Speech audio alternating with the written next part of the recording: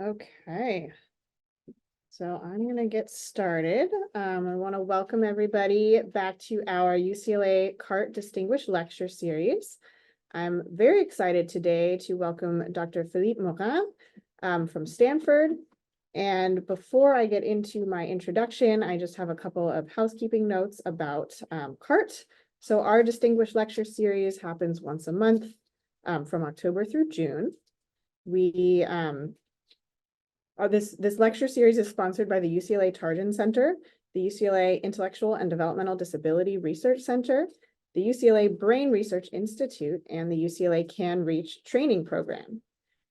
We will take questions from the audience at the end of the talk, although Dr. Mourrain has said that he's happy for you to stop him throughout the talk as well. If there are questions, feel free to raise your hand. But we'll also take questions at the end, and attendees on Zoom can ask questions throughout using the Q&A window, and I'm going to try and keep track of those and bring them up at the end of the talk. We are recording this talk and we'll post it to our website. So I'm really happy to have Dr. Mourrain here visiting us, except for the fact that he's really testing my French accent every time I have to say his name. So I feel like he's going to make fun of me for that. But Dr. Mourrain is the Associate Professor of Psychiatry and Behavioral Sciences and an Associate Dean for Research at Stanford University School of Medicine. He leads a program focused on subcellular changes occurring during normal sleep and associated neurological pathologies using mouse and fish genetic models. So Dr. Mourrain actually, so he's here to speak in our distinguished lecture series about autism, but he came to autism research actually in a pretty roundabout way. So his original training was in molecular biology, and he did his PhD training in Paris in plant epigenetics. His first lab at the École Normale Supérieure in Paris was studying embryology and the genetics of development, both in plants and animal models. And around that time, he also played a key role in identifying that zebrafish could be a very useful animal model of neurodevelopment. So he was originally focused on the development of appetite and food intake, but found that the neural systems he was investigating also turned out to be very involved in sleep. So that's kind of how he ended up focusing on sleep research, if I'm not, hopefully not butchering this story. But over the past years, his lab has developed new approaches and whole brain imaging tools to uncover changes and abnormalities in fish and mammalian brains. His research has been supported through extensive funding, both from the NIH and from private foundations like the Simons Foundation.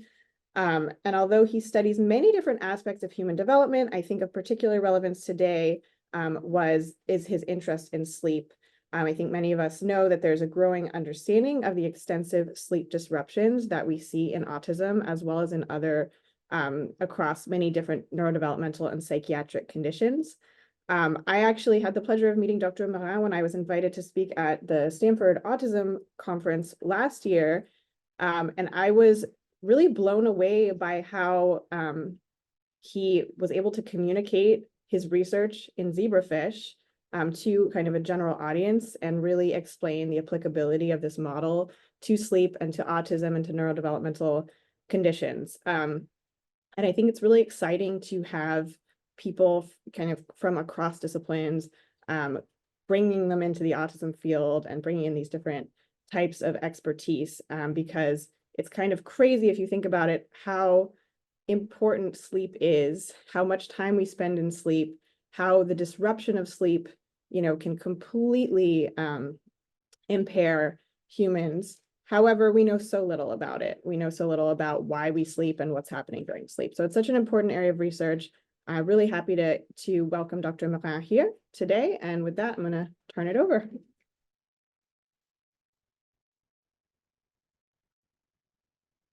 Okay.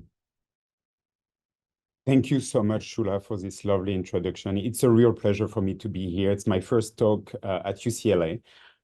So I feel very privileged to be here and to be invited by the CART group, especially because I'm not an autism specialist. So I'm really looking forward to your feedbacks and questions. So do not hesitate to interrupt me. I'm a neurobiologist of sleep, and I hope I will be able to just convey my thoughts about the intersects of sleep neurobiology and development and how it can be impactful in neurodevelopmental disorders. So really what my lab and many other labs are interested in are, three questions. So the first one is, what is sleep? It may sound obvious, but it's not. Why do we sleep, which is even more tricky? And the last one is, why do sleep disruptions matter when it comes to synaptopathies, meaning, disease of the synapse during neurodevelopment and, normal development and aging. And from a clinical standpoint, why does that matter? You guys know, and the stats are very all over the place, but, people can say that up to 80% of children with autism have severe, sleep and circadian deficits. When we think about aging and pathological aging, actually, people will develop Parkinson, and if they have, those rapid eye movement sleep disorders, 80% of them, 10, 20 years later, they will develop PD. So it's really one of the scariest, onset I've ever witnessed in my life. Another one is Alzheimer. It's interesting that when people think about, neurodegenerative disorders, they think about dementia. But the first cause of institutionalization when it comes to dementia, when it comes to neurodegenerative disorders is not dementia, it's, sleep fragmentation. The grandfather, turning the TV in the middle of the night, blaring it, or being able to step out, so just like, it's like having a newborn or a toddler for years and years and years. So just like, it matters not only for the patients, but for the families, the caregivers. And because we have a very human perception of sleep, and the goal of basic science is to be as unbiased as possible, my lab actually uses several models. So of course we use human data, we use rodent system, but mostly people remind us, sorry about that, remember us because of our fish model. So today I'm going to talk about zebrafish, and also known as Daniorario Astyanax mexicanus, which is a fish that only sleep like a couple of hours. And I'm not going to talk about it today, but we have this new species in the lab of fish that are transparent even during adulthood. So why do we sleep, and why should we be interested in sleep during development? Sleep is maximum during early development, and it decays as we age. And so one should really care about children's sleep, and development. And when I joined the sleep field, I was not, it sounds bad, but I was not interested in sleep. And people were like, oh, sleep is a behavior, sleep is a behavior, sleep is a behavior. And I was like, you would not call wake a behavior, right? It's a state during which you have behavioral criteria, behavioral, expression. And you're going to see, my case is that sleep is a developmental state. And this is why when it comes to neurodevelopment, it matters. And the first evidence that are pretty obvious, it's just like you grow during sleep, GH, the growth hormone is specifically under the control of non-REM slow wave sleep. So this is the first thing that is very important. Studies from Alan Pack and so on showed very early on that what sleep does is really, like synthesis of macromolecules, protein, lipids, and so on. You build, it makes sense. If you grow, you need to build all the components of the body. But many of us, including Professor Donlea in the audience, just have shown that it could be way more subtle than that. Meaning sleep is important for the formation, the normalization of synaptic connections, the way neurons talk to each other. And this is nice because it has been shown across many species, showing, like a core function for sleep across evolution. And in our case, we participated to this huge effort using zebrafish. And when I joined the autism group at Stanford, a lot of them were clinicians and didn't have it. They were like, why fish? So I'm just going to pause a minute to explain why would you use fish if you're not into sushi or so on. So I've been a scuba diver for a long, long time. And if you dive at night on the reef, you will see that there are way less fish than during the daytime. And here you have a parrotfish, and we have like those huge lights, you don't see it here, but it's just like, you would not even be able to look into the light. You have all those bubbles. And this guy is like completely slouched. You should be able to see the gentle breathing. And this actually and I'm sorry because it's really loud. The original way to describe sleep since 1913 is with those behavioral criteria, and I'm going to come back to it. But why it's really interesting to my lab is like most fish are very diurnal like us. So if you compare the distribution of sleep in a human, in most fish, or in rodents, you will see a very strong difference. Just like rodents has usually very, fragmented sleep during, the course of 24 hours. People usually say that they are nocturnal, meaning, when you turn on the light, it will put them to sleep, while in our case, or fish case, it's going to just promote wakefulness. So why fish? Because like us, they're diurnal, so they sleep at night, and their circadian rhythm and regulation is closer to human. They see like us, so the light influence is the same. They see in RGB plus UV, so they see the UV and we don't. So melatonin similarly has the same impact as for us. It's funny because people were, just like, oh, they must have less genes or more, just like, they have actually more genes than us. So when it comes to like, who's better, they have 20%, but it comes from duplication of the genome. So it's not like those are new genes. It's just like sometimes when we have one copy, they have two, but pretty much, except very few rare cases, if you're interested in one gene, you will find it in a fish. And of course, it goes down to neurotransmission because neurotransmitters and their component are, depend on proteins or are proteins. And of course, it's conserved. And something that I will insist on is that the vertebrate brain blueprint is extremely conserved. So let's start with, conservation of neuropeptide because as specialists of autism, our behavior is important and a lot of behaviors require neurotransmitter to regulate them. And I love the fly model and Jeff knows that. Just for me, it's the best genetic model. There is nothing above it. But when it comes to conservation of neurotransmitters, we don't have that down to invertebrates, while all vertebrates from fish to mammals have the same pool of neurotransmitters, including peptides. So in our case, we showed very early that the hypocretin system or the melanin concentrating system that are important for sleep and wake regulation in mammals were conserved in the fish. And what was really cool about it is that those neurons that are like between 50,000 to 100,000 in your brain, and when they are gone, it leads to narcolepsy, this sleep disorder. You have like only a few thousand in the mouse brain, which is still, a lot. But when we looked at the larval fish brain, we had like 20 hypocretin cells. So you go from like 100,000 to dozens. And same thing in the adult brain, we would have like 30-ish per hemisphere. So it definitely decreases the complexity a lot, but still, it's a lot, And the thing after that, you say, okay, the circuits are conserved, the neurotransmission is conserved, but does it do the same thing, right?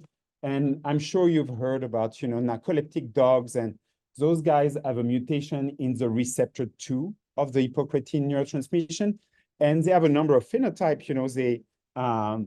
They will, have these cataplexies, meaning they will randomly fall asleep. And so the way you can describe narcolepsy is the fact that the hypocretin system is important to maintain wake. And it's also important to keep the structure of sleep and wake. So often people think that narcoleptic patients sleep more than us. They don't. They sleep pretty much the same quantity, but it's fragmented over 24 hours, okay? And when we looked in the fish, when we did like, and I'm going to stop that because it's noisy.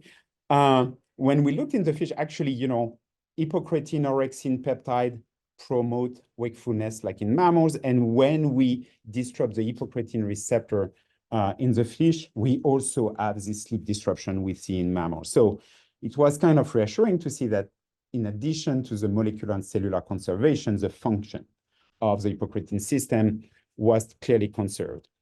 So something great when you understand or want to understand, behavior is to be able to go deep in the brain, in the brainstem, in the hypothalamus. So it would be really great to have access to a transparent primate, to a transparent mouse, whatever.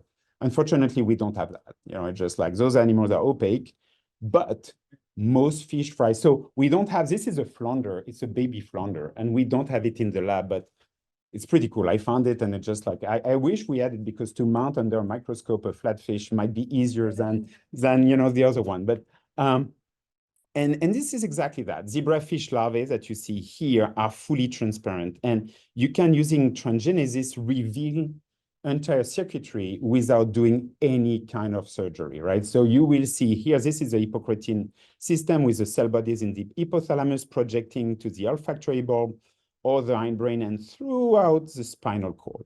So this is without doing anything to the fish. You don't open it, it's really just like live imaging in vivo. So it was really nice to use this system and to be able to just leverage that to look at how, neurons communicate to each other and how sleep impact, synapses in the fish. And many labs, including, Professor Donlea with Paul Shaw and Chiara Cirelli and so on, like, bright people in the field, we were all looking at, how synapses are modified by sleep. And in our case, what we did is just like, instead of expressing a GFP in those neurons, we used a synaptic marker. So every one of those like term here, those dots, it's a structural synapse. So then what we did is just like you take a very motivated postdoc and you ask them, count those synapses every 3 to 4 hours, right? To just see. And as you can see here, and I'm sorry we can't get rid of this bar, or we should, no? Okay, so, and it was great because at that time we showed that, and it was 2009, so it's a long time ago, that, sleep and circadian rhythm were really important to create and to remove synapses during these 24 hours rhythm. And we did that with like glutamatergic synapses, GABAergic synapses. So whether, it was an activating or inhibitory synapse, we would have the same kind of like phenotype. And so that was exciting. But and this was shown, like I said, across many species. And sleep was like almost a one-fold. You can create synapses, you can remove synapses, you can weaken them, whatever. But definitely, whatever the species, the message was the same. Is like sleep is important during development to establish and normalize synapses. So sleep is essential for neuronal connection, and this was like strongly demonstrated. But if sleep is important during development, so what about sleep disruption during development? And how to compare, sleep in a fish compared to sleep in a human, if I'm interested in what's going on in children, for example. So, and this is where we're going to go to what is sleep. And I'm sorry if you feel like you know what sleep is. I can assure you that you don't, because we all work a lot on it and we still don't. But there are two definitions for sleep. And this is where, it's an issue. The first one is a behavioral definition that we use from Drosophila to fish to humans. You don't need, like an electrophysiological setup to recognize that someone around you is asleep, right? Those are behavioral criteria. And there are 5 of them. And the first one is that, during your sleep, you move less. Usually you have a specific position, specific place. It's you laying down in your bed, rapid reversibility, you're not dead. It's not a coma. So it's just like, I know it makes you laugh, but it's just, the most important is this offline state. You are cut off. And again, we come back to, our sensory stimulation is important. Here you are cut off from your environment. It's just like, you can still perceive it and you will, wake up if there is a weird noise in the background, but mostly you will not react to, like stimulation. And homeostatic control, meaning, if I sleep deprive you, or if I sleep deprive an animal, it's going to try to catch up with this lack of sleep in the coming days. There is a rebound. The second definition of sleep, which is an electrophysiological definition, which is more recent, since the 50s, 60s, and I'm sure you've heard of it: rapid eye movement, deep sleep, slow wave sleep, etc. So I'm gonna tell you more about it. And like bright people, from Kleitman to Demon to Jouvet, who are the father of sleep medicine and science, establish those first definition. But it's based on 5 measures that altogether we call polysomnography. And the first one is electroencephalogram. The second one is electromyogram. Third, electrocardiogram, electrooculogram, eye movement, even though this one we'll see it's not useful, and ventilation breathing, which It's interesting because I'm pretty much sure that every time you've heard about sleep, you've heard about EEG, right? And think of it, you have 5 measures, 4 of them are muscle, because the breathing here is like your diaphragm, right? So it just, but still people are very, very focused on this. So how does that work?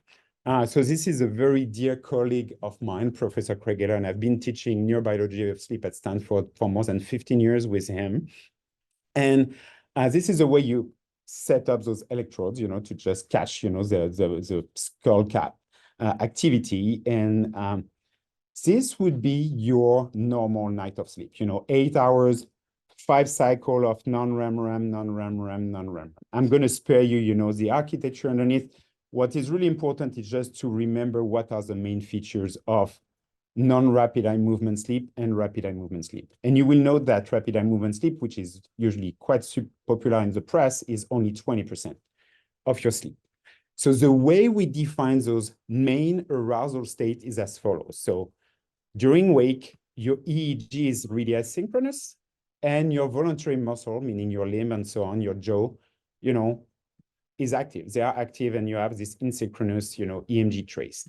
During non-REM, and the main state of non-REM is slow wave sleep, you have those big oscillation of the EEG, and you see the EMG trace is flatter. So here I would need for the rapid eye movement sleep, also named paradoxical sleep, you will see that if you just look at the EEG, it looks like wake. And this is why it's also called paradoxical sleep. The neocortex looks awake, but you're asleep.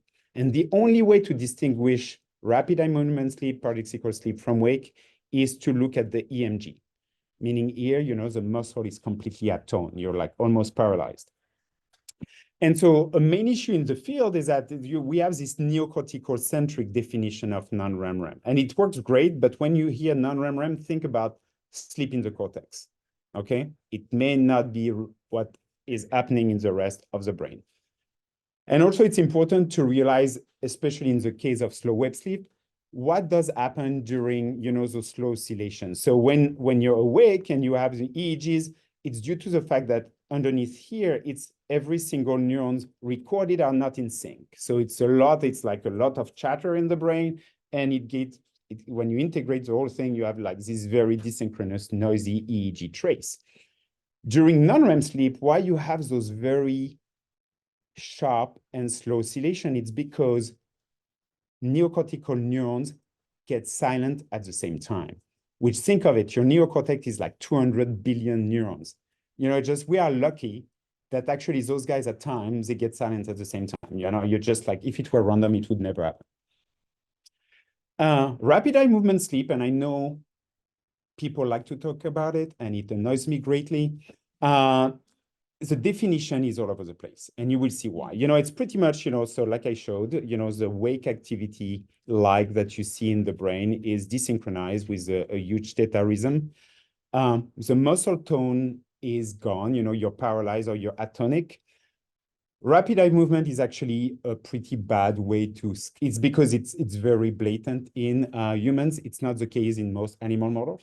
It's just the eye movement, but actually it's a type of myoclonic twitch. So it's just like, jerks that are, but it can be anywhere in the body, not just the eyes.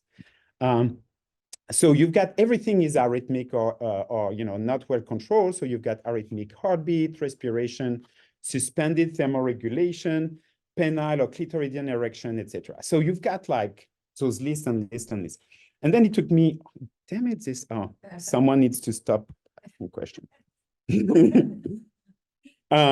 So I don't know what I put. So yeah, the definition doesn't hold well across species. But what you may want to remember is that you have this wake-like activity in the telencephalon, and the autonomic nervous system is suspended, which is scary when you think of it. It's just like the system that controls all your vital doesn't work well. Okay, and that might be the one commonality that you can spread out across species when you think of it. So of course, since the 50s and 60s, it was obvious that, mammals and birds sleep. And I'm going to say something here. Closing your eyes doesn't mean you're asleep. I'm closing my eyes now and I'm not asleep. Eyelids are for moist. Okay, aquatic animals don't need eyelids. So it's just like, even if a fly can't close their eyes, or a fish can close their eyes, that doesn't mean they can't sleep. It's not a criterion for sleep. But so we had like a good idea of, how to define, at least physiologically, sleep in mammals and birds. But what about, other vertebrates and, of course, invertebrates?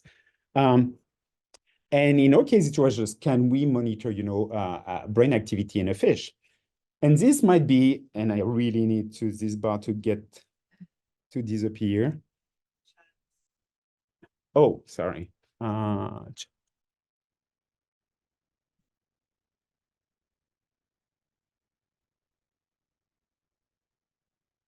Okay, so it's fair enough. So what I want you to remember is just like, while everybody will talk about the neocortex, right, and record this, all the brain region that make a vertebrate brain are conserved down to the fish. You will see the neocortex here is very small. It's called the dorsal pallium of the telencephalon. But when you think about sleep-wake regulation, all the engine of sleep-wake regulation are in the subcortical area, hypothalamus, brainstem, and whatever. So when you think about EEG, think about you're recording the vibration of the car body instead of looking at the engine, okay? So when people tell you, oh, EEG is a gold standard, far from it, okay? Okay, so the way we did that, how do you, monitor activity in the fish? We leverage the fact that, it's transparent. So we use a calcium indicator, when a neuron fires, there is a release in calcium, and using molecules that we call GCAM, they can bind the calcium, and then they will emit a flash of light. And I'm gonna show you, soon how it does. The fish being tiny and transparent, we can embed them in the gel and put them under a microscope and look at their activity. So this is just an example in a awake brain. Each dot is a single neuron. So here you can see from olfactory bulbs to brainstem to spinal cord, you can do whole brain imaging with single cell resolution. It's something we can do with EEG, we can do with fMRI. fMRI, a voxel, is the equivalent of 300,000 neurons, I would say, and it's a proxy of neuronal activity. This is the best we can do, but in a voxel, it's even bigger than the suprachiasmatic nucleus that controls the pineal, right? Or it's bigger than a fly brain that can, fly and land upside down on the ceiling. So it's just like there is a lot that can be done with all the neurons captured in a single voxel. So there is a need for better tools. This is my point. So that was great to be able to do, like brain imaging with single cell resolution. But what about, the animal physiology? And simply, it's just like, can we do the equivalent of polysomnography in the fish, right? So we can translate our data between models. So as I just showed you, we can look at the dorsal pallium of the telencephalon, which is the equivalent of the isocortex, the neocortex of the fish. You can put this calcium indicator in the fillet of the fish, the sushi or whatever, but this is what allows them to swim. This is your muscle tone. This is your voluntary muscle.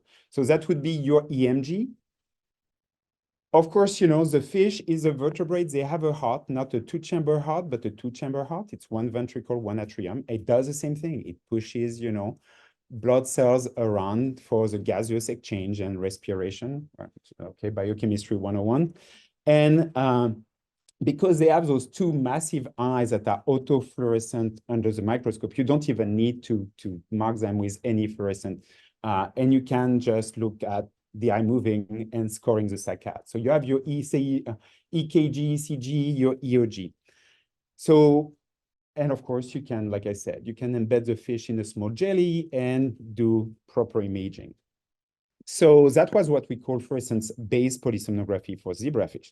So we had this like quadruple transgenic line. So from a genetic standpoint, it was quite a bit of work, but at the time we didn't have the proper tool to image those guys. The idea is really to just like scan very rapidly the brain. 2 photon was too little, confocal was too slow. So we built our first light sheet microscope in the lab. So it doesn't look fancy here, but it was like 50K of work, just like now we bought a new one, it cost us 300K. I'm grateful to Europe because they had this open source PIM, plan that we used to just build our own stuff. But so those were the early days. But it's really like optical section of the fish, and you can capture rapidly. Then you're like, okay, how do you get a fish to fall asleep under a microscope, right? And it's funny that people, always ask me this question, like, oh, are you sure you're seeing sleep, whatever? And it's just like, it's even worse in rodents because we do both. Actually, in the fish, we did 4 things. We use hypnotic drugs. And like I told you, the neurotransmission is the same. And drugs that works really well in cats and rats, which are, strong models of, historical model of sleep works actually in fish. Sleep deprivation, you prevent animals to fall asleep, and then you put them under a scope and you see, they will fall asleep. Wake maintenance. So this is, preventing the animal to take naps. And we do that in mouse with wheels. They love to run in a wheel. In the fish, we use a stream, so they like to swim, and just so you exhaust them pretty much. And the last one, just like at some point they get used to the setup, and so you've got spontaneous sleep. And what I'm going to show you is exactly what we observed in every single of those conditions. So it's not biased by a drug or by a specific, it's just like the 4 protocols reveal the same thing. And the first one we coined slow bursting sleep. And the movies I'm going to show you now are in the dorsal pallium of the telencephalon, which is, again, the equivalent of the analogous of the neocortex. And we saw that. So thank you, Monica. So on the left side, it's an awake fish, and you see, like I was telling you, it's noisy, just like and here you should be able, like synchronous bursting of those neurons. And remember what slow wave sleep is in mammal. It's exactly that. They co-burst, they co-silence, they co-burst, they co-silence. And when we did the full polysomnography of that, so the pink here is like the sleep period, you see that the dorsal pallium of the telencephalon oscillates.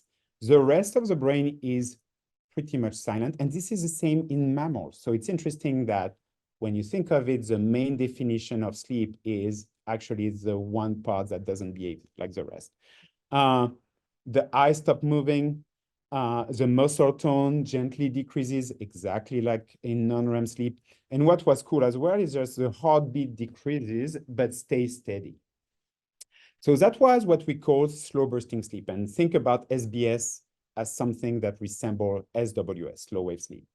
So the second thing we observed, and that was way rarer and usually, in the morning, or at least closer to, awakening, is what we coin propagating wave sleep. And you see it just like keep the PS in mind, like paradoxical sleep or rapid eye movement sleep. And in the following slide, you will see the movie. The fish is, in this orientation. And we saw something that is actually quite remarkable. You will see first a wave going through the muscles. And this is followed by muscle atonia. Then you will see from the pons a wave going through. This is the equivalent of your PGO wave for the sleep apnea. And then everything is atonic, but you still have activity in the dorsal pallium. And this is, I'm not going to show it here because then I'm going to spare you the data. And it came with arrhythmia of the heart. So it had a lot of commonalities with what we call rapid eye movement sleep in mammals. But so when you think about what polysomnography shows in a mammal, you will have non-REM sleep with slow oscillation, loss of muscle tone, and a steady autonomic system. During paradoxical sleep, you have like a wake-like activity, muscle paralysis, and everything is arrhythmic. And in the fish, actually, SBS and PWS have the same kind of cellular dynamics. So for us, it was great because for many years, people were like, oh no, sleep is a human thing or it's a mammalian thing. So it was really like, no, guys, a vertebrate is a vertebrate. Interestingly enough, and I'm not showing it, those silencing, wake-like activity, slow oscillation have been found as well in Drosophila now. So we have more and more cellular evidence that there is a conservation of the state across evolution, which means sleep is not a nomonid 100 million year of evolution, but more like 600. So just like it's humbling. So what is cool from a clinical and like pharmacological perspective is just you can induce those two states pretty much the same way across species. So sleep deprivation, induced non-REM sleep, and slow bursting sleep. Adenosine agonist, hypocretin receptor antagonist. This is your Benadryl, for example, even though there is a cholinergic component. Hypocretin orexin antagonist, the system that is gone in narcoleptic patients. You may have heard of Bersumra and those like Survorexant. So this is new generation of sleep pills to consolidate sleep. When it comes to PWS and PS, same thing. They are induced by cholinergic agonist, by the melanin concentrating hormone system, which is a peptide conserved throughout vertebrates, and blocked by M2M4 cholinergic antagonist. So it may not talk to you, but it's molecular evidence that those states have similar regulation across vertebrates. But of course, people were complaining, oh, it's one fish, do you have more? And now I'm going to introduce something that comes from the laboratory of Alex Keane and his former PhD student. James Jagger is now a postdoc in my lab. And it's such a cool story. It's the cavefish Astyanax mexicanus. And originally, before glaciation, there was one type of fish, this surface fish with big eyes, silvery scales. And during when the ice melted, or at least this is the theory, those guys got trapped in Mexico in different caves.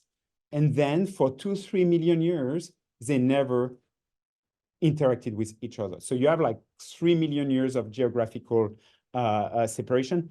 And those cave fish all converge towards the same morphology and behaviors. They are all albino.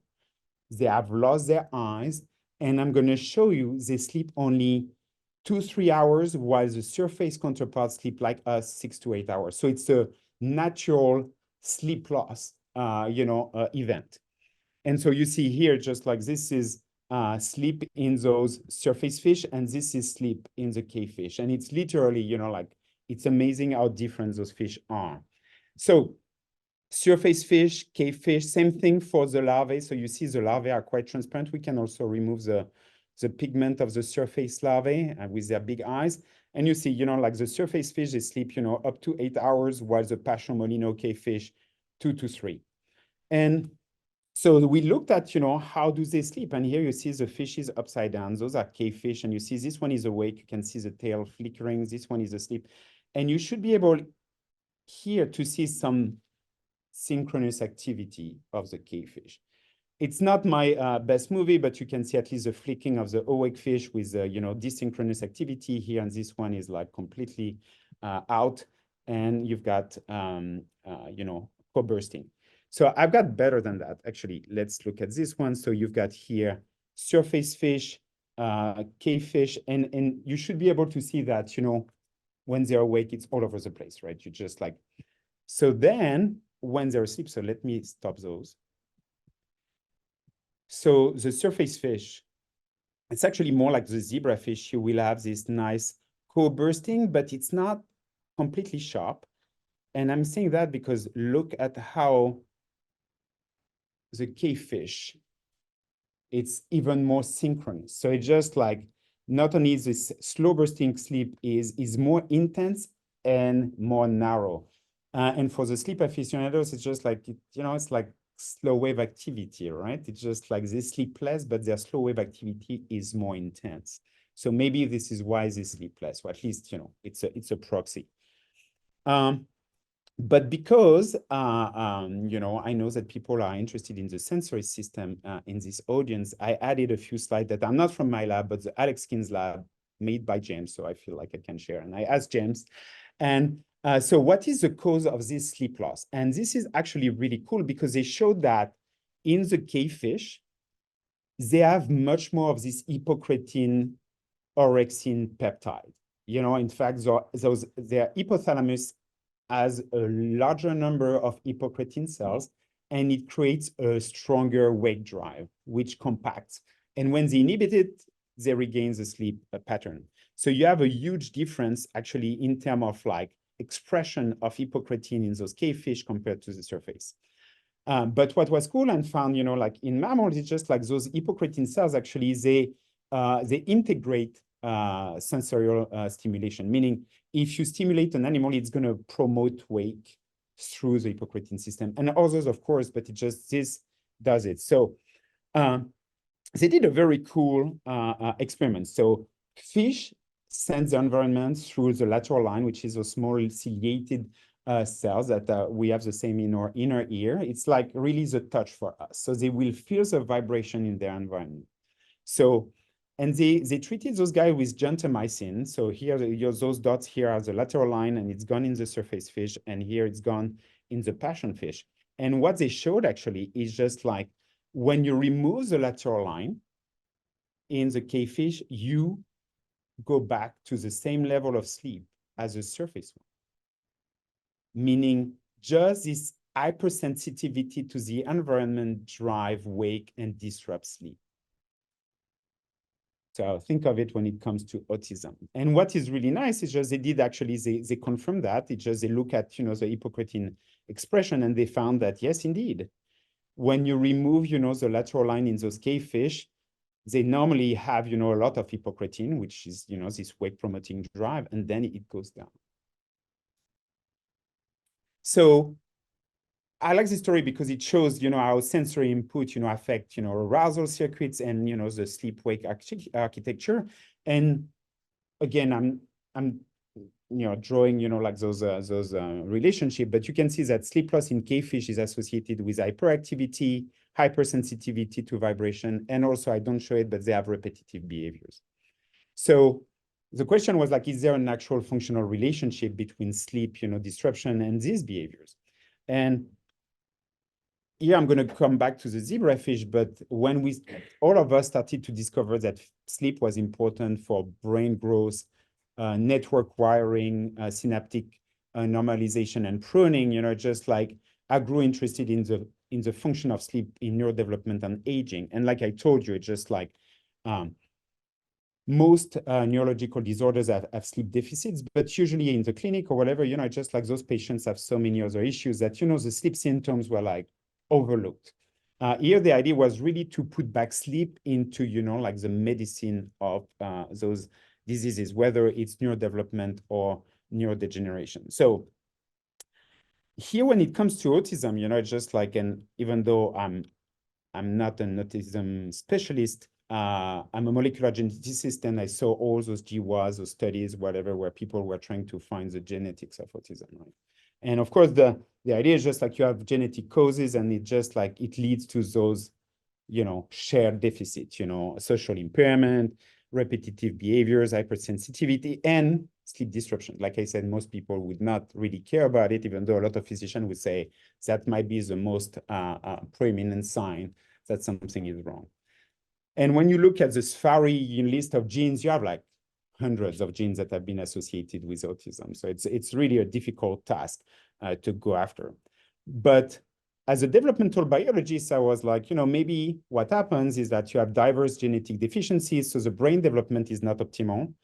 And because it's not optimal, you have two things that are happening. Neuronal connections may not be as good as they should be, and you have sleep disruption. But because sleep integrity is important for brain maturation and those neuronal connections, it's like a chicken and egg thing. But here's like, they impact each other.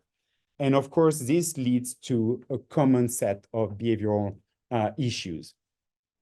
So in our case, completely independently of sleep, we were interested in Fragile X. So I'm not going to, you guys most likely know more about Fragile X than we do, but usually people go after FMR1, the gene affected in Fragile X, because this is the main genetic cause of autistic traits. And what is really good about it as a biologist is that this gene and the protein here is conserved throughout, animals, from human to fish to Drosophila. And what is really interesting is just like, of course, we want to understand what's common and how, just like a Drosophila can inform, how a fish can inform, how a mouse can inform on this process. And FMRP is a synaptic translation regulator, so we know a lot about it, and I'm not going to tell more about it. But what is interesting to me is that whatever the species that has been looked at, they all have circadian and sleep deficits, and they have, like an increase in synaptic density. So this is just like whether you're a human, a fly. In mouse, it's been known for a long time. You have this increase of immature spines, in ephemera 1 knockout mice. But we found as well, looking at those mice, that they have like tons of sleep deficits, similar to humans. So I spare you the detail of that, but non-REM fragmentation, REM suppression, delayed onset of sleep, etc., etc. And what we do in my lab, because we are mostly, molecular biologists, we developed a new type of imaging, which is called array tomography, which allow us to capture all the synapses in one brain volume. Usually, when you do synaptic analysis, if you do electron microscopy, you're going to have like two perfect, beautiful synapses on the black and white, whatever. So remember, you have 200 billion neocortical neurons, which is 300 trillions of synapses. Stephen Smith, I think at Stanford, used to compare that to, it's like 1,000 Milky Ways, if you were to count only the stars. Can you imagine? So, and here what people try to do is to understand every single star, because every synapse has its own processor capabilities, so as its own unit, but as part of a network. I don't want to depress everyone, but I'm not sure we can do that. So just like, but in our case, what we're trying is really, like in a cubic millimeter, we can capture all the layers of a neocortex, and we can look at every single synapse based on their protein components. And so far, we have looked at more than 1 million synapses, and we are now deciphering which ones are affected by sleep and the ones that are not affected by sleep.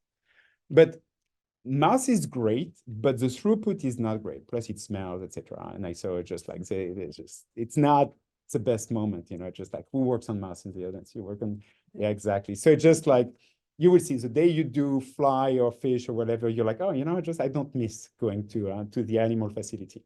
What is great with the fish, and same thing as a molecular geneticist, we've been able to do gene editing for a long, long time. I know that everybody talks about CRISPR-Cas9 today, whatever, but it's just like before CRISPR-Cas9, it was talents. Before talents, it was zinc fingers. So we've been doing directed mutagenesis in the fish for a long, long time.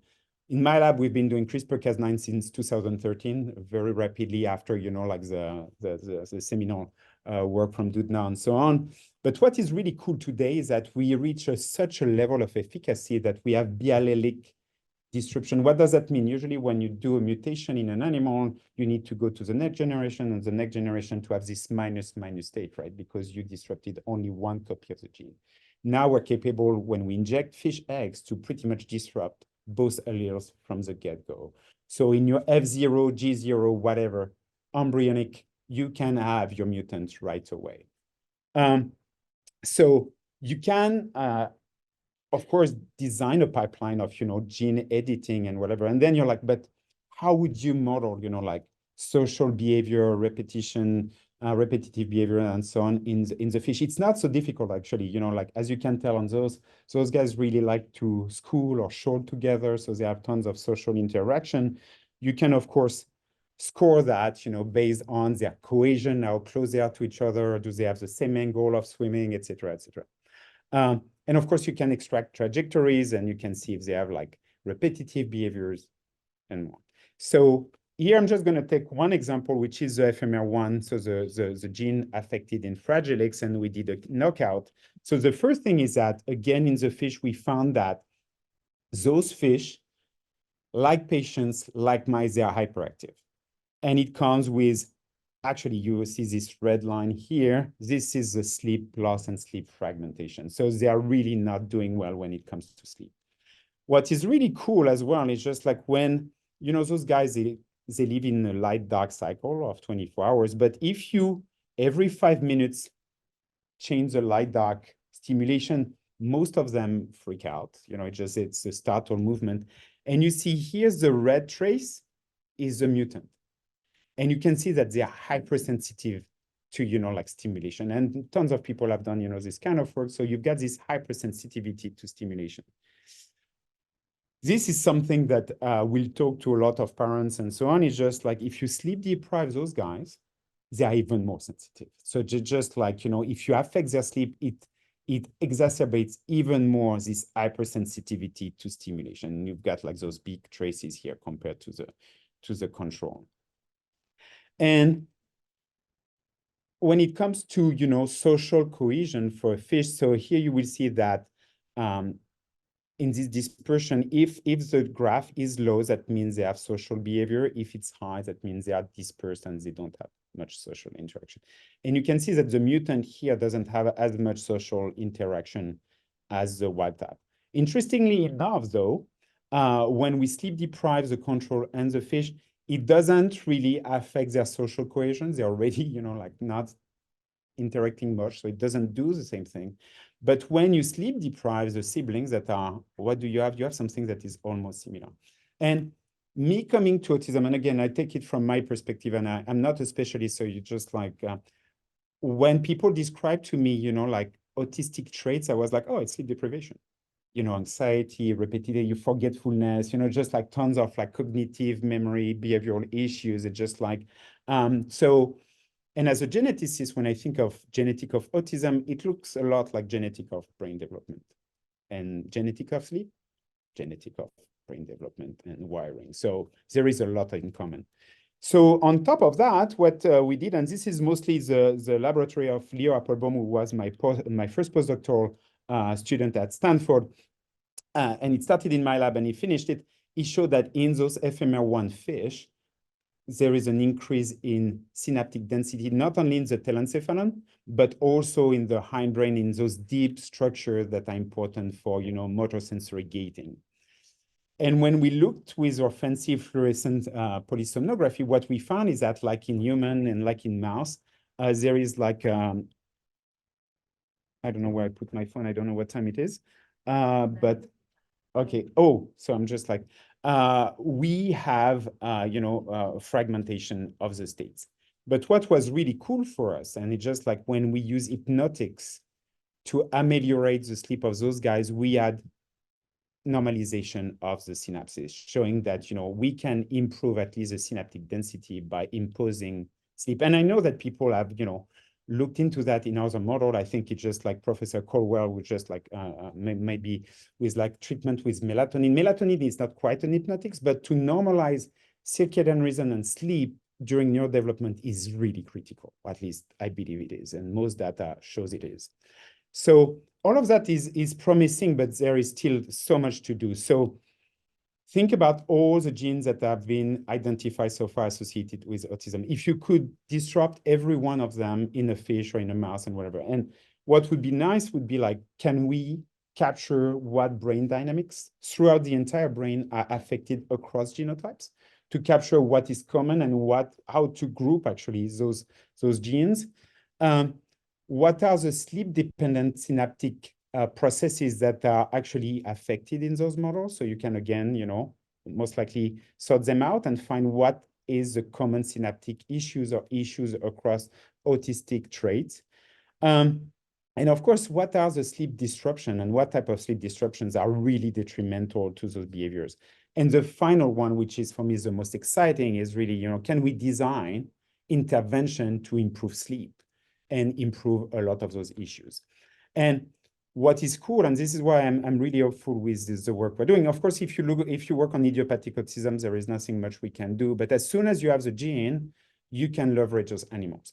And there is a lot that can be modeled and is in common. But what is really important to me is this, is that the pharmacology is pretty much conserved across species, and you can have the same set of measures across animals, from human to rodents to fish. And think for people in the room who are like psychiatrists, psychologists, or behavioral scientists, when it comes to behavior, to have like sets of measures that you can compare is a treat. So what I propose with my colleagues already is just like to design intervention that you apply across species, you know, melatonin, H1R antagonist, hypocretin, orexin, you know, sleep consolidating treatment. And then actually, you know, you can look at the polysomnography across species. But after that, what is great is just like you use a different type of animal and species to look at what's happening. Of course, in humans, you can look at behavioral amelioration.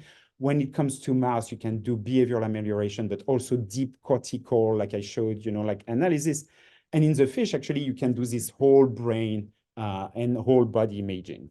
So the idea behind that is really, if you can already find what is sleep dependent in those issues, that it will help, combinatorial treatment, just tackling sleep issues, and then you will also be able to just like decipher what's left. Of course, it takes a village. James, where is Lior, Louis, and so many more. It's just like, so I'm lucky to have like so many gifted people. And it's been a treat because 20 years ago, we were idiots. It's just like, why would you use sleep and why would you study sleep in fish? And now I just like actually like Drosophila paper, people are just like, we did well. So, and this is more for young scientists in the room. It's not to show off, but there was a time in my life where we had zero money and we were just like, everybody would go after us because, of course, it's not the papers that count. It's just how much money you bring. And we fought back and it worked. So just never give up. I know resilience is important, but in this case, it was beyond that. So thank you so much for your time. And, I appreciate you coming today.